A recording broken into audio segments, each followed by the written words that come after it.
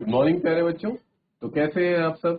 मैं साहिल रावत आपका English mentor स्वागत करता हूं आपका आज की क्लास। तो चलते हैं बच्चों क्लास की तरफ, देखते हैं लास्ट क्लास में हम कहां तक पहुंचे थे, हमने क्या पढ़ा था। ठीक है, तो let's move on to the smart board. So बच्चों, हम पढ़ रहे थे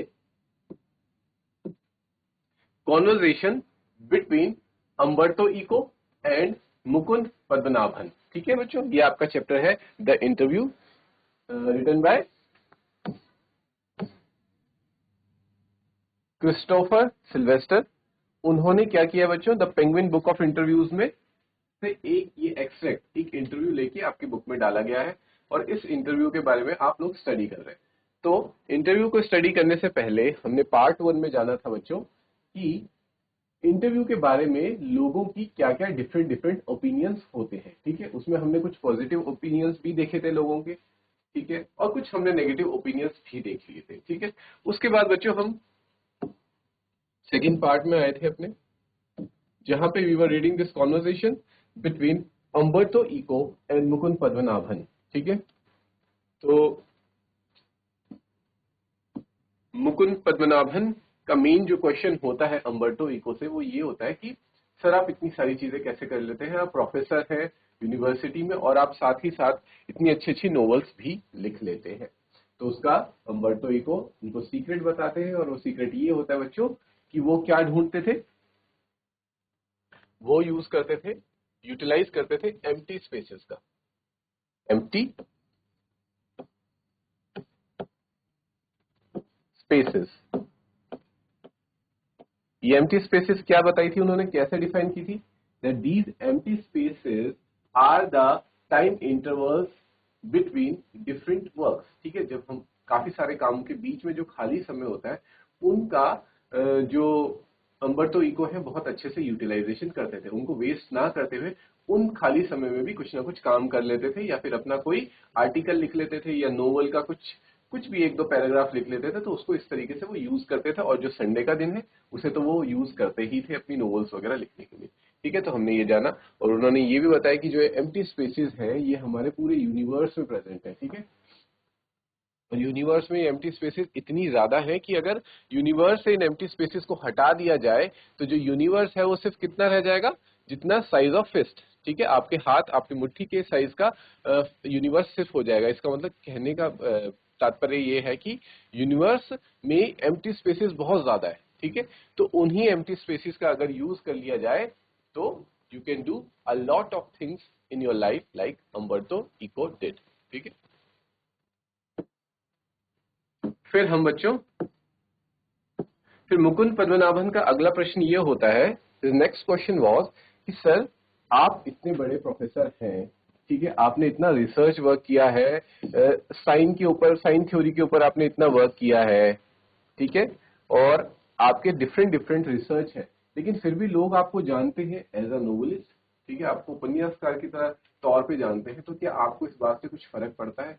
तो अम्बर्टो इको कहते हैं यस डेफिनेटली मुझे फर्क पड़ता है, क्योंकि जब मैं इतना ज्यादा समय देता हूं अपने रिसर्च वर्क पे, अपनी टीचिंग पे, ठीक है, अपने, और जो मेरा उठना बैठना है वो भी किनके साथ है, स्कॉलर्स के साथ है। बल्कि जो राइटर्स का क्लब होता है जहाँ पे बच्चों राइटर्स मिलजुल के इकट्ठे होते हैं, कभी विद इन एक महीने में, कभी कुछ टाइम इंटरवल में वो लोग इकट्ठे होते हैं और डिस्कशन होता है और कुछ इंटरव्यूज वगैरह होते हैं। वहां पे वो अपना समय उतना नहीं देते, वो अपना समय बिताते हैं स्कॉलर्स के साथ, बट स्टिल लोगों को जान रहे हैं as a novelist, as a writer, as a लेखक, तो फिर वो उनके लिए थोड़ा एक चिंता का विषय है। लेकिन फिर इसमें आगे वो कहते हैं बट उनको इस बात का ज्यादा दुख इसलिए नहीं है क्योंकि उनको लिखना हमेशा से पसंद था, वो हमेशा से कुछ क्रिएटिव वर्क करना चाहते थे और क्रिएटिविटी उनके अंदर ही थी। ठीक है, हमने देखा था कि किस प्रकार से जब वो अपना पीएचडी कर रहे थे, when he was a PhD scholar, जो पीएचडी परस्यू कर रहे थे, तो जो उनके प्रोफेसर होते हैं जिनके सामने उनको थीसिस डिसर्टेशन प्रेजेंट करनी होती है, ठीक है, तो वो प्रेजेंट करने का तरीका भी उनका बाकी स्टूडेंट से, बाकी स्कॉलर से बहुत ज्यादा डिफरेंट था। बाकी स्कॉलर्स क्या करते थे बच्चों, क्या करते थे, पहले अपना रिसर्च पे काम करते थे, ठीक है, फिर उसमें जो गलतियां होती थी फिर उनको ठीक करते थे और लास्ट में कंक्लूजन देते थे। जबकि on the other hand Umberto Eco क्या करते थे, अम्बर्टो इको सीधा अपने पूरे रिसर्च को स्टोरी की तरह नरेट कर देते थे, उसमें जितनी भी गलतियां होती थी वो भी बता देते थे, और ट्रायल्स एरर्स सारा सब कुछ उसमें एज अ स्टोरी की तरह नरेट कर देते थे, जो कि उनके प्रोफेसर को बहुत पसंद आया। ठीक है बच्चों, यहां तक हमने डिस्कस किया। और उनकी कौन सी नोवेल बहुत ज्यादा फेमस हुई थी जिसकी 10 मिलियन कॉपीज बिकी थी? इसकी कितनी? द नेम ऑफ द रोज। इसकी 10 मिलियन कॉपीज सोल्ड हुई थी। 10 मिलियन। 10 मिलियन कितना होता है बच्चों? आप सब YouTube वगैरह तो बहुत ज्यादा देखते हैं, तो आप लोगों को पता होगा 10 मिलियन कितना होता है। 1 मिलियन होता है 10 लैक्स। तो 10 मिलियन कितना होगा? 1 करोड़। देखो, 1 करोड़ कॉपियां, 1 करोड़ किताबें बिकी थी उनकी। ठीक है, तो इसलिए वो फेमस हो चुके थे। किस बुक से? द नेम ऑफ द रोज से। फिर वो बताते हैं कि मेरा ऐसा कोई पैशन नहीं था नोवेलिस्ट बनने का, बट मैं नोवेलिस्ट बन गया बाय एक्सीडेंट। ठीक है, मतलब एक दिन की बात है, मैं खाली बैठा हुआ था, और क्योंकि आपको पता है अम्बर्टो इको कभी खाली नहीं बैठते, वो खाली वक्त में भी उसको यूटिलाइज करते हैं, कुछ ना कुछ काम करते हैं। तो उन्होंने सोचा खाली तो बैठे ही हूं, तो कुछ लिख देता हूं। तो उन्होंने इस प्रकार से उनका कहानी लिखने का, नोवेल्स लिखने का सफर शुरू हुआ। वहीं पे वो ऑन दी अदर हैंड वो अपने एक फ्रेंड का एग्जाम्पल देके बताते हैं कि उनका एक फ्रेंड था रोलैंड बार्थेस, जिसके बारे में हमने पढ़ा था कि ये हमेशा से ही नोवेल्स लिखना चाहते थे, but his profession was of writing. He was an essayist, वो निबंध लिखा करते थे, लेकिन वो चाहते क्या थे? नोवेलिस्ट बनना। ठीक है, लेकिन बच्चों वो उनका सपना अधूरा का अधूरा रह गया। इससे पहले कि वो नोवेलिस्ट बन पाते, उनका निधन हो गया। ठीक है बच्चों, तो वो इस वजह से हमेशा फ्रस्ट्रेटेड रहा करते थे कि वो अपनी क्रिएटिविटी को, अपने विचारों को नोवेल के तौर पर उतार नहीं पा रहे। उनको एक सीमित ऐसे में ही अपने विचारों को लिखना पड़ रहा है, क्योंकि मैंने बताया था बच्चों, ऐसे बहुत छोटा होता है, उसमें आप अपने कल्पनाओं को पंख नहीं दे सकते। ठीक है, you can not give wings to your imagination in an essay, क्योंकि ऐसे संक्षिप्त में लिखना होता है और बहुत इंपॉर्टेंट पॉइंट्स लिखने होते हैं। जबकि नोवेल में तो बच्चों आपके पास पूरी फ्रीडम है कि अपने ख्यालों को कहीं तक भी आप पहुंचा सकते हैं। ठीक है, ओके बच्चों, यहां तक क्लियर है? देखो, हमने पढ़ा था कि वो एकेडमिक कॉन्फ्रेंसेस में जाया करते हैं, ना कि पेन क्लब्स और राइटर्स के साथ नहीं बैठना, उठना बैठना उनका ज्यादा नहीं होता था। ठीक है, इसके आगे कंटिन्यू करेंगे आज बच्चों। यहां तक कोई डाउट किसी को?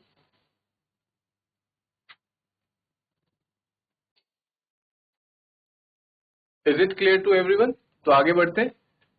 But okay, if they most people have read only the novels, laughs and shrugs. वो बोलते हैं, पर चलो कोई बात नहीं, अगर उन्होंने सिर्फ मेरी नोवेल्स ही पढ़ी और मेरा जो रिसर्च वर्क है वो नहीं पढ़ा तो कोई बात नहीं, और ऐसे करके लाफ, हंसने लग जाते हैं। ठीक है, I know that by writing novels I reach a larger audience. I cannot expect to have 1 million readers with stuff on semiotics. और ये कह के वो इसको हंसी के तौर पे ले लेते हैं कि देखो, जो मैंने 1 मिलियन लोगों तक, 10 मिलियन लोगों तक, करोड़ लोगों तक पहुंचा हूं, वो अपने नोवेल्स के थ्रू ही पहुंच सकता हूं। ठीक है, क्या तुम्हें लगता है कि अगर मैं सिम्योटिक्स, मतलब सिम्योटिक्स पता है ना बच्चों, स्टडी ऑफ साइन, जो कि उनका प्रोफेशन था ही, जिसके वो प्रोफेसर थे, स्टडी ऑफ साइन के ऊपर अगर मैं कोई किताब लिखता तो क्या इतने सारे लोग पढ़ते? ऑब्वियसली बात है बच्चों, नहीं पढ़ते। स्टडी ऑफ साइन कितने ही लोग करते हैं? गिने चुने लोग करते हैं जो कि उसमें रिसर्च कर रहे हो। ठीक है, हर कोई आम इंसान तो स्टडी ऑफ साइन नहीं करता है ना, ये बात क्लियर है? इतना क्लियर? तो अगर उन्हें इतने सारे लोगों तक, इतनी लार्ज ऑडियंस तक पहुंचना था, तो वो सिर्फ पॉसिबल हो सका नोवेल्स के थ्रू, और ये बात वो भली भांति जानते भी हैं। ठीक है बच्चों, क्लियर है? अब मुकुंद कहते हैं, which brings me to my next question, जो कि मुझे अपने अगले प्रश्न की ओर लाता है। The name of the rose is a very serious novel. ठीक है, it's a detective yarn at one level, but it also delves into metaphysics, theology, and medieval history. Yet it enjoyed a huge mass audience. Were you puzzled at all by this? Were you puzzled at all by this? ठीक है, मुकुंद कहते हैं कि देखो sir, आपने चलो ये बताया कि आप इतने सारे लोगों तक अपने नोवेल के थ्रू पहुंचे। अब इसी से मेरा अगला प्रश्न आता है, और मेरा अगला प्रश्न ये है कि जो आपकी नोवेल थी द नेम ऑफ द रोज, जो इतनी फेमस हो चुकी है, वो तो पर एक बहुत ही ज्यादा सीरियस नोवेल है, ठीक है। जैसे आप दिखते हैं, आपका कैरेक्टर है, आपका चरित्र है, ठीक है, वो उससे थोड़ा मैच नहीं करता, और आप तो काफी हंसी मजाक भी करते हैं, खुश मिजाज इंसान है, लेकिन आपने इतनी सीरियस नोवेल कैसे लिख दी? पहले तो वो किसी डिटेक्टिव यान, मतलब बच्चों डिटेक्टिव यानी कि अगर जहाँ डिटेक्टिव आ गया यानी कि कोई खोज पड़ताल, ठीक है, जांच पड़ताल हो रही है, कोई केस है, ठीक है, उससे रिलेटेड होगा, डिटेक्टिव से रिलेटेड थी, और एक लेवल पे, और दूसरे ही लेवल पे वो चली जाती है मेटाफिजिक्स पे, ठीक है बच्चों। मेटाफिजिक्स यानी कि उसके अंदर थोड़ा बहुत साइंस फिक्शन भी आ जाता है, विज्ञान की बातें भी आ जाती है उसके अंदर, ठीक है, और थियोलॉजी भी आ जाती है उसके अंदर बच्चों। और दूसरा medieval history, theology plus medieval history यानी कि आप इतिहास की भी, इतिहास से भी उसको जोड़ देते हैं, तो देखो कितनी सारी चीजें, डिटेक्टिव वाला भी चल रहा है, ठीक है, पॉइंट भी है उसमें, और हमारा ये क्या बोलते हैं, मेटाफिजिक्स विज्ञान भी आ गया है, थियोलॉजी और हिस्ट्री भी आपने उसमें डाली है, और एक बहुत ही अच्छा कॉम्बिनेशन बनाया है, और जो कि ऑडियंस को, ह्यूज मास ऑफ ऑडियंस मतलब बच्चों होता है कि बहुत बड़ी ऑडियंस, बहुत ज्यादा लोगों को, ठीक है, बहुत ज्यादा लोगों को आपका ये पसंद आया और उन्होंने इसे एंजॉय किया, ठीक है। तो क्या आप इसको लिखते हुए पजल हुए? ठीक है, कि पजल होना लाजमी है बच्चों, जब आप अपने नोवेल में इतनी सारी चीजें डाल रहे हैं, ठीक है, इतने सारे पॉइंट्स, इतने सारे कैरेक्टरिस्टिक्स डाल रहे हैं, ठीक है, तो थोड़ा पजल हो जाता है लिखने वाला। लेकिन यही मेरा सवाल है कि सर क्या आप इसको लिखते हुए थोड़ा पजल हुए थे, परेशान हुए थे, क्या आपको कुछ दिक्कत आई थी लिखने में? अब जानेंगे बच्चों अंबर्तो इको इसका क्या रिप्लाई करते हैं।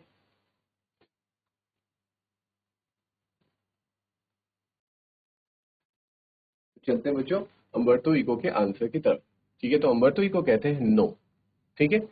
उनका क्वेश्चन था कि क्या आप पजल हुए, तो अंबर्तो इको का सबसे पहले मेरा आंसर है नो, मैं पजल नहीं हुआ। अब वो उसकी एक्सप्लेनेशन देंगे।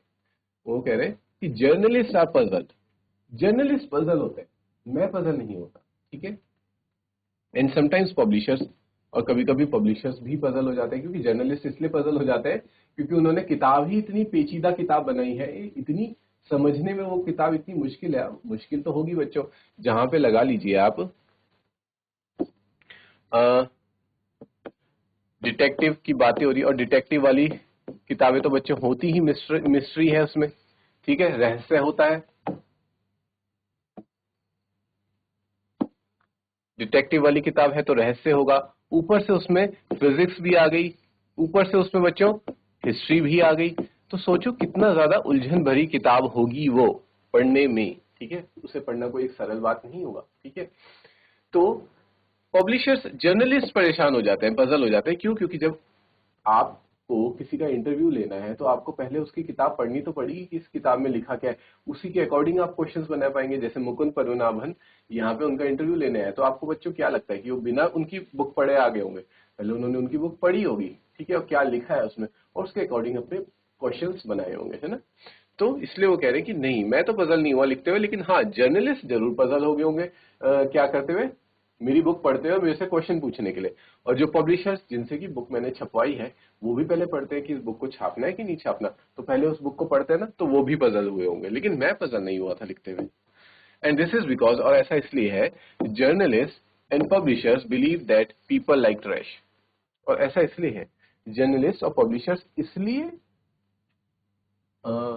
पजल हुए होंगे क्योंकि उन्हें लगता है, उनके नजरिए में, कि जो जनता है, पीपल है, उनको ट्रैश, ट्रैश मतलब गार्बेज, ट्रैश का मतलब होता है बच्चों गार्बेज या कूड़ा कबाड़ा, ट्रैश मीन्स गार्बेज, कूड़ा, या फिर कोई भी बेकार वस्तु। तो पब्लिशर्स को क्या लगता है कि जनता को तो कूड़ा कबाड़ा पढ़ना पसंद है। अब कूड़ा कबाड़ा का मतलब ये नहीं कि जो बेकार चीज, कूड़ा कबाड़ा से यहाँ पे अंबर्तो इको कहना चाह रहे हैं कि बहुत ही सिंपल चीजें, सिंपल किताबें एकदम, ठीक है, जिसमें कि मतलब कुछ भी दिमाग ही ना लगाना पड़े, वो इसको कह रहे हैं, ठीक है। तो मतलब जहां दिमाग नहीं लगाना पड़ा, वो अंबर्तो इको के लिए ट्रैश है, वो बेकार की चीज है, ठीक है। वो चाहते हैं कि किताब ऐसी हो जहां पे दिमाग घूम जाए इंसान का, और दिमाग घूमे तो दिमाग एंगेज होगा, दिमाग एंगेज होगा तो उसमें इंटरेस्ट बढ़ेगा, ठीक है। तो इसलिए वो कहते हैं कि पब्लिशर्स को लगता है कि लोगों को तो बस सरल किताबें पढ़ना आसान अच्छा लगता है, and don't like difficult reading experiences, और जहां थोड़ी मुश्किल चीजें आ जाती हैं वो उनको पढ़ना पसंद नहीं है। ठीक है, ऐसा पब्लिशर्स को लगता है। फिर वो बताते हैं consider there are 6 billion people on this planet. ठीक है, तो कहते हैं कि देखो इस दुनिया में मान के चलो कि 6 बिलियन लोग हैं। ठीक है, उन 6 बिलियन में से मेरी किताब सिर्फ कितने लोगों ने पढ़ी? 10 to 15 मिलियन लोगों ने पढ़ी। तो 6 बिलियन से अगर कंपेयर किया जाए 10 मिलियन को, तो बहुत कम है ना बच्चों, क्योंकि 1 बिलियन ही होता है 100 करोड़। तो 6 बिलियन यानी कि 600 करोड़। तो 600 करोड़ में से अगर 600 करोड़ में से उनकी किताब सिर्फ 10 मिलियन या कि 1 करोड़ लोगों ने पढ़ी है, तो कोई बहुत बड़ी बात नहीं होगी। इससे यही पता चलता है कि लोगों को सच में फ्रेश पढ़ना पसंद है, उन्हें आसान आसान चीजें पढ़ना पसंद है कि बस पढ़ें और मजा आ जाए और बस ठीक है, ज्यादा दिमाग ना लगाना पड़े। तो ये ऑब्वियस सी बात है। पर ऐसा भी नहीं है कि डिफिकल्ट रीडिंग करने वाले लोग हैं ही नहीं। कुछ लोग ऐसे भी हैं जिनको अपना पढ़ते वक्त दिमाग लगाना अच्छा लगता है, और इसीलिए तो ये किताब कम से कम 1 करोड़ लोगों ने पढ़ी है। बट हाँ, अगर हम कंपेयर करें टोटल जनता से 600 करोड़ से, तो 600 करोड़ के सामने तो 1 करोड़ कुछ भी नहीं है। ठीक है, बट स्टिल 1 करोड़ लोग तो ऐसे हैं जो कि इस तरह की रीडिंग करना चाहते हैं। ये उनका कहने का मतलब। सो इन अ वे, तो मैं इस तरीके से I reached only a small percentage of readers, तो मैं बहुत ज्यादा लोगों तक नहीं पहुंचा हूं। ठीक है, मैं बहुत कम लोगों तक ही पहुंचा हूं। But it is exactly these kind of readers who don't want easy experience. But ये ऐसे रीडर्स हैं जिनको इजी एक्सपीरियंस नहीं पता, अब पसंद है। मतलब उनको अगर कोई आप इजी सी किताब दे दोगे तो उसको पढ़ के बोलेंगे यार ये तो बहुत बोरिंग किताब है, अच्छी मजा नहीं आ रहा पढ़ने में, साइड हटाओ से। उनको चाहिए कुछ इस तरह से की ऐसी किताब जो कि उनके दिमाग को झंझोड़ के रख दे, हिला के रख दे, जहां उनके दिमाग कंप्लीटली यूज हो रहा हो पढ़ते वक्त। ठीक है, उनको अपना ब्रेन लगाना पड़ रहा हो कि हाँ अब क्या हो रहा है, अच्छा इसका मतलब ये है। ठीक है, सारी हिंट्स देना रखी हो बुक में क्लियर, उनको अपने खुद से एज्यूम करना पड़ रही हो थोड़ा बहुत चीजें। तो ऐसे लोग भी हैं, और at least don't always want this. और उन्हें हमेशा इजी चीजें, अगर चलो ठीक है, कभी कभी, हमेशा ही नहीं है कि हर इंसान डिफिकल्ट चीजें ही करेगा। ठीक है, कभी कभी वो इजी चीज भी करता है, बट हमेशा ही नहीं कि ऐसा कि हमेशा इजी चीज ही करता रहे, इजी चीज ही पढ़ता रहे। ठीक है, जॉब भी इजी करे और काम भी इजी करे, पढ़ाई भी इजी करे, ऐसा नहीं होता। I myself at 9 p.m. after dinner watch television and want to see either Miami Vice or Emergency Room. मैं खुद भी 9 बजे के बाद, डिनर करने के बाद, कभी कभी देख लेता हूँ टीवी पे मियामी वाइस और इमरजेंसी रूम। ठीक है, ये कुछ शोज होंगे तो उनकी बात कर रहे हैं, तो मैं ये शोज देख लेता हूँ। लेकिन इसका मतलब ये नहीं कि आई एंजॉय इट, मैं एंजॉय करता हूँ, मुझे उसकी जरूरत है। ठीक है, अपना टाइम पास करने के लिए या फिर एंटरटेनमेंट के लिए, बट नॉट ऑल डे। पर पूरा दिन मैं ऐसा नहीं कर सकता। ठीक है, हमेशा भी हम नहीं कर सकते ऐसा, लेकिन कभी कभी हमें उस चीज की जरूरत होती है। फिर मुकुंद कहते हैं, could the huge success of the novel have anything to do with the fact that it dealt with a period of medieval history?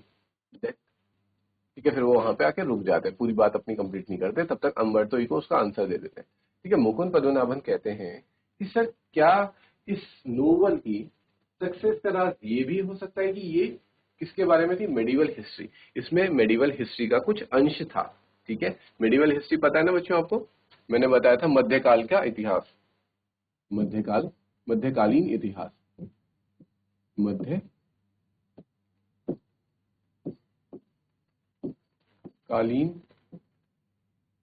इतिहास होता है हमारा मेडिवल हिस्ट्री, जिसे बच्चों आप भी पढ़ रहे होंगे अभी। ठीक है, इंडिया में मेडिवल हिस्ट्री में क्या आ जाता है? इंडिया की भी मेडिवल हिस्ट्री है, और डेफिनेटली आप क्लास 12 के स्टूडेंट्स हैं तो आप हिस्ट्री में पढ़ रहे होंगे बच्चों। मुगल्स,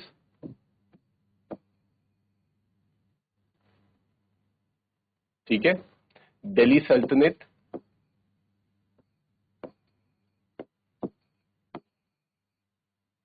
जिसमें आप इब्राहिम लोदी, ठीक है, लोदी वंश, ठीक है, इन सब के बारे में पढ़ रहे होंगे, कुतुबुद्दीन ऐबक, ये सब आपने पढ़ा होगा। तो ये सारा किसका था? हमारा इंडिया की जो मेडिवल हिस्ट्री थी, मध्यकालीन इतिहास था, उसका था।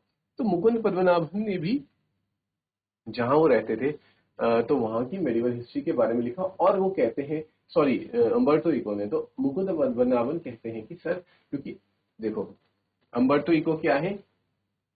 हिस्ट्री के स्कॉलर है, मेडिवल हिस्ट्री के स्कॉलर है। ठीक है, तो शायद हो सकता है आपके प्रोफेशन से आपको हेल्प मिली हो अपना नोवेल लिखने में, तो ये मुकुंद पद्मनाभन ये क्वेश्चन पूछ रहे हैं और इसीलिए ये नोवेल इतनी ज्यादा सक्सेसफुल भी हो गई। यहां तक क्लियर है बच्चों सबको? तो देखते हैं कि अम्बर्टो इको इसका क्या आंसर देते हैं। Still here, everything is clear or not?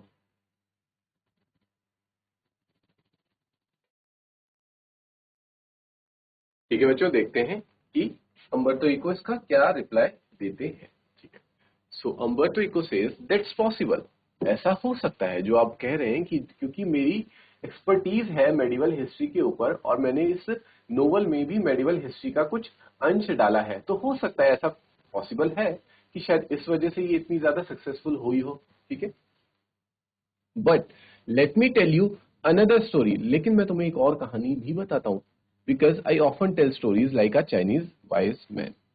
तो क्योंकि मैं कहानियां बताता रहता हूँ किसकी तरह, चाइनीज वाइज मैन। ठीक है बच्चों, आप लोगों ने भी देखा होगा, मे बी आपने शायद यूट्यूब में देखा हो या फिर कहीं पे भी सुना होगा कि चाइना के लोग इस बात के लिए प्रसिद्ध हैं कि वहां पे चाइनीज वाइज मैन होते हैं। ठीक है, समझदार चाइनीज व्यक्ति जो कि कहानियों के तौर पे कुछ ना कुछ शिक्षा देते हैं। ठीक है, आपने देखा होगा, आपने कुछ मूवीज में देखा होगा, जैसे लॉर्ड बुद्धा हो गया, उनको वहां से वो करा जाता है कि कंसिडर करते हैं कि हाँ ठीक है, वहां से कुछ, क्योंकि बुद्धिज्म है वहां पे, तो बुद्धिज्म में बहुत ज्यादा टीचिंग्स हमें देखने को मिलती हैं कि यहाँ से ठीक है वाइज स्टोरीज वहां से आती हैं। ठीक है, तो इस तरीके से वो एक एग्जांपल दे रहे हैं चाइनीज वाइज मैन का कि मैं भी ना एक चाइनीज बुद्धिमान व्यक्ति की तरह लोगों को कहानियां सुनाकर अपना मैसेज देता हूँ। ठीक है, आपने कुछ लोग देखे होंगे बच्चों अपनी लाइफ में ऐसे, जो कि डायरेक्ट अगर आपको कुछ बात बताना चाहते हैं या कोई शिक्षा देना चाहते हैं, कोई सीख देना चाहते हैं, तो आपको बोलेंगे नहीं, और वैसे वो सही तरीका है भी नहीं। किसी को अगर हमें कोई सीख देनी है,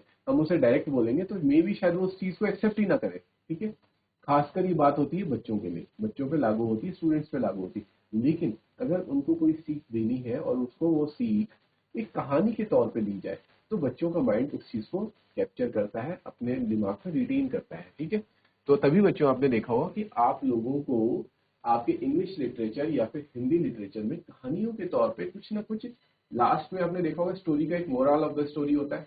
तो स्टोरी आपको इसलिए सुनाई जाती है, ये पढ़ाई जाती है, ताकि आप उसमें से कुछ सीख ले सके। ठीक है, तो वही अम्बर्टो इको भी करते हैं कि मैं तुम्हें एक कहानी सुनाता हूं, अब सुनते हैं कहानी। My American publisher said while she loved my book, she didn't expect to sell more than 3,000 copies in a country where nobody has seen a cathedral or studied Latin। ठीक है, जब मैं किताब लिख रहा था, और क्योंकि उन्होंने किताब बच्चों डिफरेंट डिफरेंट कंट्रीज में छापी, तो जब वो अमेरिका में अपनी किताब छाप रहे थे, तो उन्होंने एक अमेरिकन पब्लिशर ढूंढा होगा। ठीक है, पहले पब्लिशर ढूंढेगी, भाई ठीक है तुम अपने यहाँ पे मेरी कॉपीज बेचना। अब उस पब्लिशर को भले ही मेरी किताब पसंद आई, मेरी कहानी पसंद आई, लेकिन उसको ये लग रहा था कि ये इस किताब की 3,000 कॉपी से ज्यादा बिकेंगी नहीं। ठीक है, ज्यादा से ज्यादा इसकी सिर्फ 3,000 कॉपी बिकेंगी, ऐसा किसको लग रहा था? अमेरिकन पब्लिशर को, जबकि उसे कहानी बहुत पसंद आई थी। लेकिन उसे ऐसा इसलिए लग रहा था बच्चों, क्योंकि जो उनकी बुक है उसमें कुछ मेंशन है कैथेड्रल वगैरह का। कैथेड्रल बच्चों चर्च वगैरह होते हैं, काइंड ऑफ चर्च होता है कैथेड्रल चर्च। ठीक है, और लेटिन, उसमें लेटिन भाषा या लेटिन लेटिन होता है बच्चों, जो हमारा अमेरिका का साउदर्न पार्ट है ना, साउदर्न अमेरिका वाला पार्ट, उसको बोलते हैं लेटिन। तो वहां का कुछ पोर्शन या वो लैंग्वेज उसमें डाली गई है किताब में, काफी सारे एक्सट्रैक्ट्स हैं जो लेटिन में है, और यहाँ के लोगों ने, अमेरिका के लोगों को लेटिन तो आती नहीं है, तो शायद ज्यादा लोग इसको पढ़ेंगे नहीं, और ज्यादा से ज्यादा इसकी 3,000 कॉपियां ही बिकेंगी। So I was given an advance for 3,000 copies, इसलिए मुझे एडवांस पैसे मतलब पेमेंट दी गई सिर्फ कितने किताबों की, कि 3,000 कॉपी की मुझे एडवांस पेमेंट दे दी थी, क्योंकि उनको लगा ही था शायद इसकी 3,000 बिकेगी, जैसा 4-5 हजार बिक जाएंगी, तो 3,000 किताबों का मुझे उन्होंने एडवांस दे दिया था। But in the end it sold 2 or 3 million in the US. लेकिन अंत तक आते आते यूएस में, अमेरिका में ही कितनी किताबें बिक गई? 2 मिलियन से 3 मिलियन तक बिक गई। देख रहे हो बच्चों डिफरेंस, 2 to 3 मिलियन, यानी कि आप अंदाजा लगा सकते हैं, 2 मिलियन होता है, 2 से 3 मिलियन यानी कि 30 लाख। 30 लाख के आसपास किताबें बिक गई, और जबकि उनको क्या लग रहा था कितनी बिकेंगी, सिर्फ 3000 बिकेंगी। पेमेंट भी सिर्फ 3000 किताबों की मिली उन्हें, और बिक कितनी गई बच्चों, 30 lakh. It was not at all expected कि इतनी ज्यादा किताबें लोग पसंद करेंगे उनकी, ठीक है, और खरीदेंगे। A lot of books have been written about the medieval past far before mine। अब वो कहते हैं कि ऐसा नहीं है कि मेडिवल हिस्ट्री, मध्यकालीन इतिहास के ऊपर पहली बार मैं ही ऐसा इंसान हूं, मैं ही वो शख्स हूं जिसने किताब लिखी। ऐसा नहीं है, मेरे से पहले भी बहुत से लोगों ने मध्यकालीन इतिहास, मेडिवल हिस्ट्री के ऊपर किताबें लिखी हैं, परंतु उतनी फेमस कोई नहीं हुई जितनी कि मेरी फेमस हो गई। I think the success of the book is mystery. मुझे ऐसा लगता है, अम्बर्टो इको को ऐसा लगता है कि इस किताब के सक्सेस होने का कोई मुख्य कारण उनको समझ नहीं आता। उन्हें लगता है ये तो एक रहस्य ही है, ठीक है, ये एक रहस्य है कि मेरी किताब इतनी सक्सेसफुल हो गई। क्योंकि ऐसा भी नहीं है कि जिस सब्जेक्ट के ऊपर, जिस टॉपिक के ऊपर मैंने किताब लिखी है, आज तक इस सब्जेक्ट पे कोई किताब आई ही ना हो। पहले भी मेडिवल हिस्ट्री पे किताबें आई हुई है, और ऊपर से मैं अमेरिका में लगा लीजिए, जहां लोगों ने लैटिन नहीं पढ़ी, उनको कैथेड्रल के बारे में नहीं पता, जहां पे की एक्सपेक्टेशन ही ये था कि 3000 से ज्यादा किताबें नहीं बिकेंगी, वहां कितनी किताबें बिक गई बच्चों, वहां 30 लाख के आसपास किताब बिक गई। तो ये तो ऑब्वियस ही बात है ना कि ये मिस्ट्री ही है, ठीक है। समझ ही नहीं आया मिस्ट्री मतलब जिसके बारे में पता ही ना चले, रहस्य है, पता ही नहीं चल पा रहा है कि इतना फेमस हुआ कैसे ये किताब। Nobody can predict it. Predict का मतलब होता है बच्चों अनुमान लगाना। प्रिडिक्ट मीन्स इसका कोई अनुमान नहीं लगा पा रहा है कि ये इसकी सक्सेस का क्या कारण है। प्रिडिक्ट अनुमान, ठीक है। I think if I had written the name of the rose 10 years earlier और 10 years later it wouldn't have been the same। मुझे ऐसा लगता है कि अगर मैंने ये किताब the name of the rose 10 साल पहले लिखी होती अगर, या 10 साल बाद में मैं लिखता, तो शायद इसको इस लेवल की सक्सेस नहीं मिलती जो कि आज मिल रही है, ठीक है। क्योंकि ये मे भी हो सकता है करेक्ट मोमेंट हो, या फिर करेक्ट समय था इस किताब के लिए, अभी इस प्रकार के रीडर्स मौजूद थे। अगर मैं 10 साल पहले लिखता तब लोगों की मेंटेलिटी कुछ और थी, वो इसको नहीं पढ़ते। और अगर मैं आने वाले 10 साल के बाद लिखूंगा ऐसी किताब, तब भी लोगों की मेंटेलिटी चेंज हो जाएगी, वो इस किताब को नहीं पढ़ेंगे। तो ये परफेक्ट मोमेंट था इस किताब को लिखने का, ठीक है। Why it worked at that time is a mystery. मुझे नहीं समझ आ रहा, ये एक रहस्य है कि ये कैसे काम कर गया। क्या काम कर गया, ये किताब कैसे चल पड़ी, मुझे अभी भी समझ नहीं आ रहा है। तो यहाँ पे आके बच्चों वो अपनी बात को कंप्लीट कर देते हैं।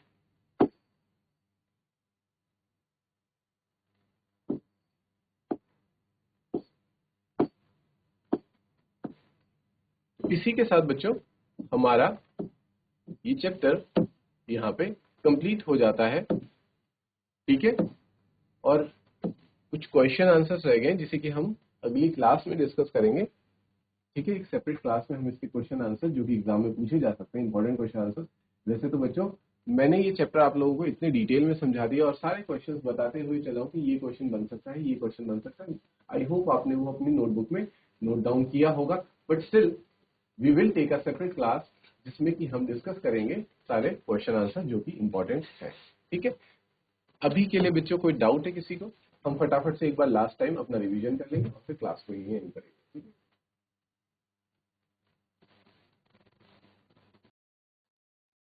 ठीक है बच्चों, let's do a quick revision once again, ठीक है। We were studying this chapter the interview. The interview नाम का चैप्टर हम पढ़ रहे थे, जो कहां से लिया गया है the Penguin book of interviews में से एक इंटरव्यू लिया गया है, ठीक है। उसको हम स्टडी करने वाले हैं। इसके ऑथर कौन है, क्रिस्टोफर सिल्वेस्टर इसके ऑथर है, ठीक है। ये कब की बात है, 1959 की ये बात है, ठीक है बच्चों। और जो क्रिस्टोफर सिल्वेस्टर थे वो कौन थे, he was a student of history, इतिहास के वो स्टूडेंट रहे हैं, ठीक है। उन्होंने कहाँ पे, पीटर हाउस कैम्ब्रिज में उन्होंने रिपोर्टर की तौर पे काम किया है प्राइवेट आई में, ठीक है, 10 साल के लिए। और ठीक है बच्चों, ये फिर उनका ही एक एक्सट्रैक्ट है जिसे कि हम पढ़ने वाले हैं। फिर हम पार्ट 1 में आते हैं, जहाँ पे हमें शुरू में बताया जाता है कि जब से 130 साल पहले से जब से इंटरव्यू शुरू हुए हैं, ठीक है, ये एक इंपॉर्टेंट पार्ट है, कॉमन प्लेस है जर्नलिज्म का, पत्रकारिता का, ठीक है। जितने भी इलिटरेट लोग हैं, पढ़े लिखे लोग हैं, उन सभी ने किसी ना किसी पॉइंट में अपने लाइफ में इंटरव्यू जरूर पढ़ा होगा। लेकिन कुछ ऐसे इंटरव्यू, और बहुत से थाउजेंड्स ऑफ सेलिब्रिटीज ऐसे हैं जिन्होंने इंटरव्यू दिया होगा, ठीक है। अब लेकिन इस पे डिफरेंट डिफरेंट ओपिनियंस है अलग अलग लोगों के। कुछ लोग तो ऐसा कहते हैं, कुछ बड़ा चढ़ा के ही कह देते हैं, एक्स्ट्रावेगेंट क्लेम्स करते हैं कि ये हाईएस्ट फॉर्म है, सोर्स ऑफ ट्रूथ है, एंड इन प्रैक्टिस, और आर्ट का, कला का एक माध्यम है। लेकिन दूसरे सेलिब्रिटीज अपने आप को क्या मानते हैं? वो अपने आप को विक्टिम मानते हैं, ठीक है, इसका वो मानते हैं जिनपे की कुछ गलत अत्याचार हुए हैं, जैसे कि उन्हें लगता है कि ये अनवारंटेड इंट्रूजन है, ठीक है, घुसपैठ है उनके घर में बिना किसी वारंट के, घर पे, या फिर कह सकते हैं उनकी पर्सनल लाइफ में, जिंदगी में, ठीक है। वो इन्हें डिमिनिश कर देती है, इनका खात्मा कर देती है, ठीक है। और कुछ कल्चर्स में ये माना जाता है कि अगर हमारा फोटोग्राफिक पोर्ट्रेट बना दिया जाए या पिक्चर ले ली जाए तो वो हमारा क्या कर देती है? वो हमारे सोल को कैप्चर कर लेती है। फिर हमने सबसे पहला पढ़ा था बीएस नायपॉल का। बीएस नायपॉल का मानना था कि इंटरव्यू क्या कर देता है? वुंडेड कर देता है, जख्मी कर देता है इंसान को जिसका कि लिया जाता है इंटरव्यू, और lose a part of themselves, और इंसान, व्यक्ति अपना कोई एक हिस्सा खो बैठता है। लुइस कैरोल कहते हैं कि, जो लुइस कैरोल जिन्होंने कि एलिस इन वंडरलैंड लिखी थी, वो कहते हैं कि उन्हें डर लगता है इंटरव्यू देने से, it is like a horror for them, ठीक है। इसलिए वो इंटरव्यू वगैरह नहीं देते, ऑटोग्राफ्स वगैरह नहीं देते हैं। फिर आई थी बात बच्चों रुडयार्ड किपलिंग की, जो कि पूरी तरह से कंडेम करते हैं इंटरव्यू देना। उनकी वाइफ कैरोलिन कहती है कि एक बार मेरे हस्बैंड की बहस हो गई थी दो रिपोर्टर से, क्योंकि उन्होंने हमारा पूरा दिन खराब कर दिया था, ठीक है। और मैंने अपने हस्बैंड को ये कहते हुए सुना कि मैं इंटरव्यू इसलिए नहीं देता क्योंकि ये इमोरल है, ये गलत है, ये क्राइम है, और इसकी तुम्हें सजा मिलनी चाहिए, ठीक है। ये कॉवर्डली एक्ट है, कायरतापूर्ण, कायरता भरा एक कार्य है ये। और कोई रिस्पेक्टेड इंसान, रिस्पेक्टफुल इंसान, इज्जतदार इंसान ना तो कभी इंटरव्यू लेता है, ना कभी इंटरव्यू देता है। जबकि ऑन दी अदर हैंड बच्चों, उन्होंने ये चीज किसके साथ करी थी? मार्क ट्वेन के साथ वो ऑलरेडी कर चुके थे। मतलब रुडयार्ड किपलिंग में मार्क ट्वेन जो कि अपने आप में एक बहुत फेमस राइटर थे, उनका इंटरव्यू ऑलरेडी ले लिया था, और ऊपर से फिर इंटरव्यू के बारे में गलत सलत कह रहे थे, बुरा भला कह रहे थे। एच.जी. वेल्स ने भी अब एक इंटरव्यू में कहा था कि इंटरव्यू देना एक बहुत बड़ा मुश्किल काम रहा था उनके लिए, ठीक है। और जबकि उन्होंने खुद जोसेफ स्टालिन का इंटरव्यू लिया। तो इस तरह से बच्चों हमने डिफरेंट डिफरेंट ओपिनियंस जाने थे डिफरेंट राइटर्स के, जो कि इंटरव्यू के बारे में गलत चीजें कह रहे थे। सॉल बेलो कहते हैं कि ऐसा लगा मुझे इंटरव्यू देते वक्त कि किसी ने मेरा गला चोक कर लिया हो, ठीक है बच्चों, यहां तक क्लियर है। फिर हम आए थे उसके बाद मुकुंद पद्मनाभन और अमर्तो इको के कॉन्वर्सेशन में, ठीक है, कि उनका पूरा कॉन्वर्सेशन क्या था, उनका इंटरव्यू क्या था। तो हमने इंटरव्यू पढ़ लिया बच्चों। लास्ट क्लास में हम एक बार इंटरव्यू रिवाइज कर लेंगे, ठीक है, और उसके बाद सीधा बढ़ेंगे क्वेश्चन आंसर्स की तरफ, जो इंपॉर्टेंट क्वेश्चंस आपके एग्जाम में पूछे जा सकते हैं। टिल देन बच्चों, आई एक्सपेक्ट कि आप लोग इतना रिवाइज करेंगे। सो बच्चों, have a good day, thank you.